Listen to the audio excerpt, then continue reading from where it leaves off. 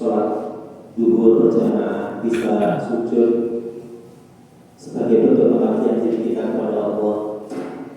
Kita ditakdirkan untuk bisa melaksanakan puasa Ramadan hingga ke hari 12 adalah sebuah nikmat yang luar biasa yang keren, yang harus kita syukuri dengan ucapan Alhamdulillahirabbil alamin.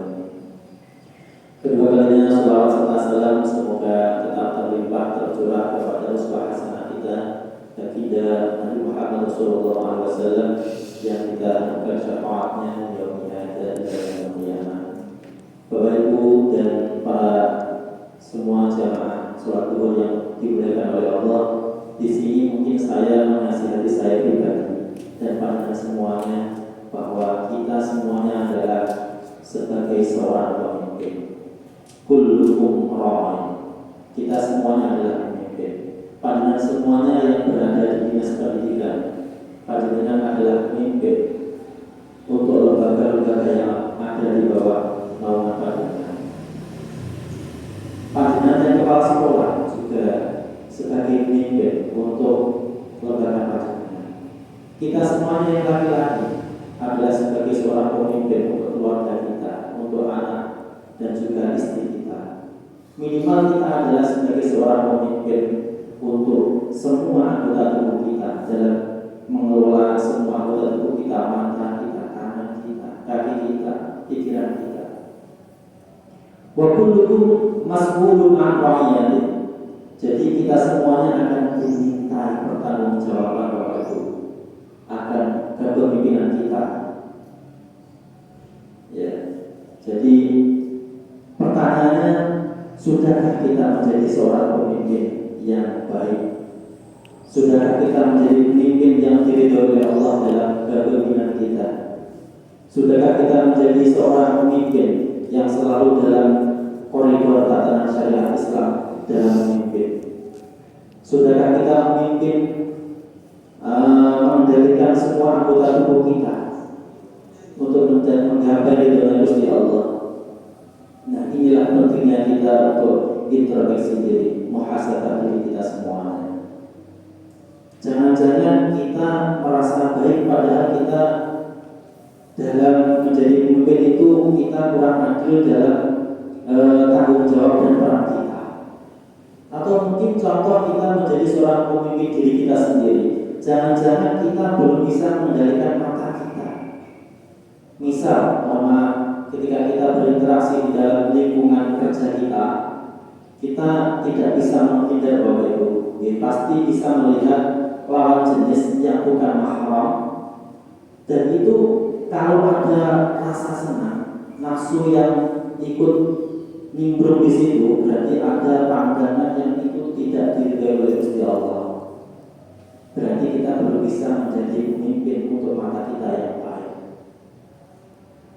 Mohon maaf, mungkin ketika kita berinteraksi di lingkungan kerja kita tidak bisa mengendalikan mulut kita ketika kita mengobrol, berbicara dengan orang lain tentang teman kita, aib teman kita yang belum tentu benar, berarti kita hebat, berarti kita belum bisa menjadi pemimpin untuk mulut kita.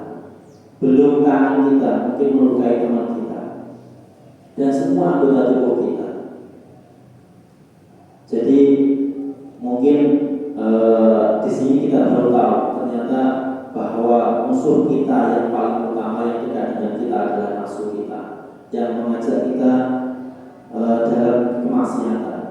Kalau misal pandangan jenengan itu melihat lawan jenis kok pakai nafsu mutmainnah, artinya memandangnya biasa-biasa saja, itu berarti diridhoi Gusti Allah. Tapi kalau saya biasanya mohon maaf, jadi ada nafsu yang kadang itu ikut nimbrung, jadi ikut-ikutan. Jadi pandangan saya harus berusaha untuk mengalihkan pandangan biar kita tidak hadis kita, pikiran kita tidak kotor karena itu. Jadi itulah kita Bapak Ibu. Di bulan Ramadan ini kita berusaha untuk diajari untuk bertransformasi menjadi seorang pribadi yang lebih baik.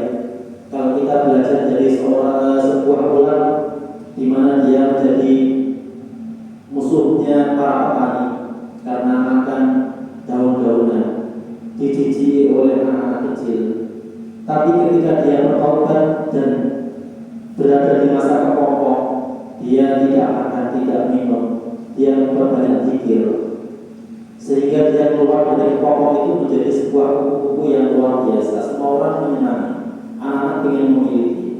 Petani banyak yang suka karena ikut ini proses penyerbukan. Artinya apa?